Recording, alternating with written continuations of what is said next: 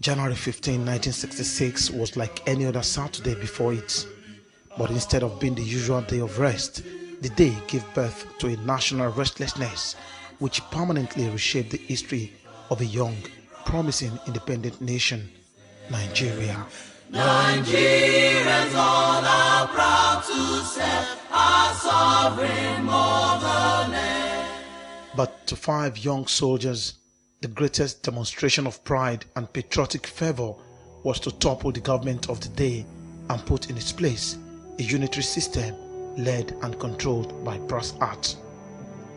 Major Chukwuma Kaduna Nzeogo, the chief instructor at the Nigerian Defense Academy in Kaduna, North Central Nigeria, convinced 4 other soldiers to join him in a revolution that left 11 top Nigerian politicians and 2 soldiers dead, while many others were kidnapped.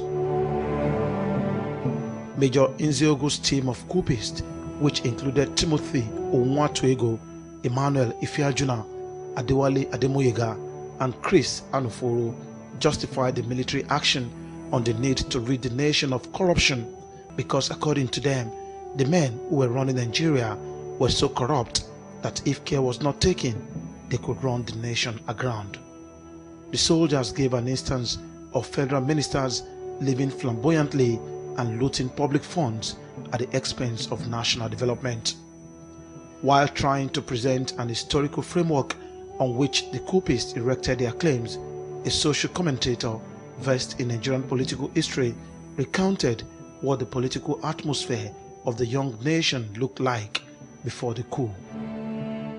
At that point in time, Ojukwu went to Ejo, and he went to Gowon, asking them to let them carry out a coup.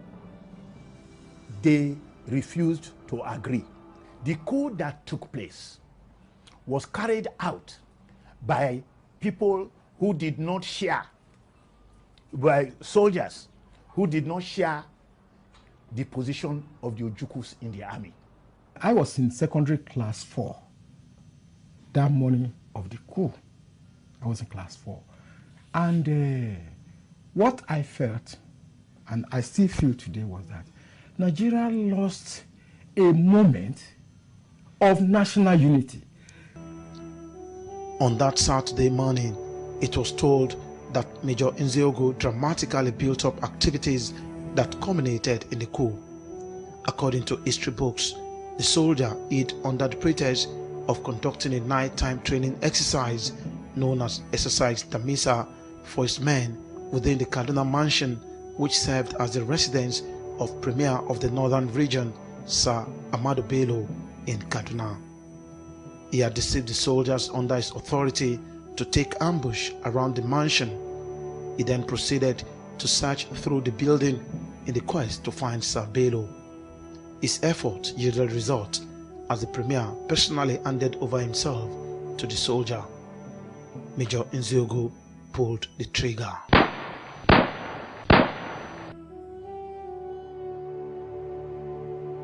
In Lagos, the then seat of power, Emmanuel Ifeajuna, like the leader of the mutiny in Kaduna, led some soldiers to the residence of the Prime Minister Abubakar Tafawa Balewa.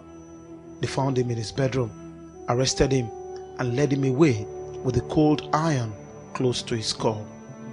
6 days after, a journalist with the Daily Times newspaper and former governor of Ogun State discovered Balewa's body dumped somewhere in Lagos. The coupists did not leave out the western region. They swept on the Premier, Chief Samuel Akintola, who had gathered intelligence that the soldiers were out on a mission. Chief Akintola did not go down without putting up a fight. He opened fire on the soldiers who had stormed his Ibadan residence, led by Captain Emmanuel Nwobose, although Nwobose and his men did not leave until they killed the Premier. For Ofemo, many things played out in the background before the 1966 coup, which he insists was Nigeria's second, contrary to popular belief. The real crisis began in 1957-58, during the constitutional conferences preparatory to independence. The NCNC was told that if they formed a coalition with the action group, they would have problems because the number of Yoruba who are educated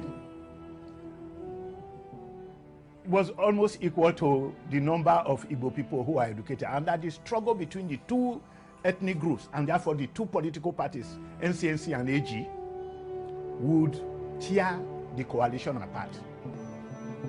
In Lagos, part of the plan of the coupists was to eliminate Major General Johnson Aguiyi Ironsi, but Ironsi outsmarted the 5 young soldiers.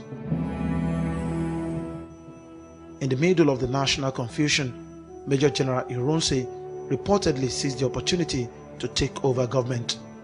According to people who claim to know, the army chief forced other civilians in government to resign in order to pave way for the Senate President Nwafor Rizzo to emerge as the acting president. Ironsi then allegedly put up a well-written drama. He pulled the puppet strings to manipulate Rizzo, who in a nationwide broadcast invited the military to take over power. My main concern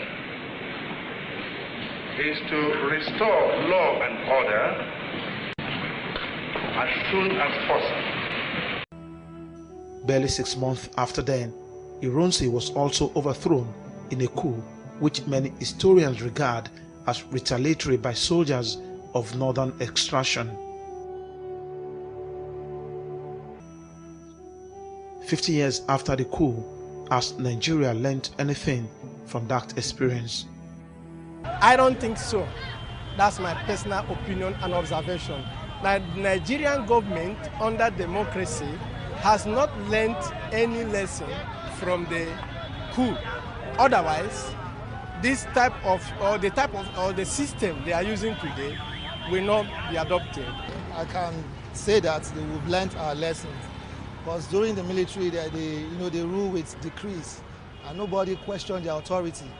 They have power to do and undo. Unlike the civilian government, you have to go through the National Assembly before you do anything, before you carry out anything. Yeah, I think we learned a lot of lessons, but at the same time, the lesson is not really deep, into our own, the civilians. Although there have been about 8 other coups d'etat in Nigeria since the January 15, 1966 coup, none really changed the course of Nigerian political history like the one led by Major Chukwuma Kaduna Nzego. Oba Adeoye, TVC News, Lagos.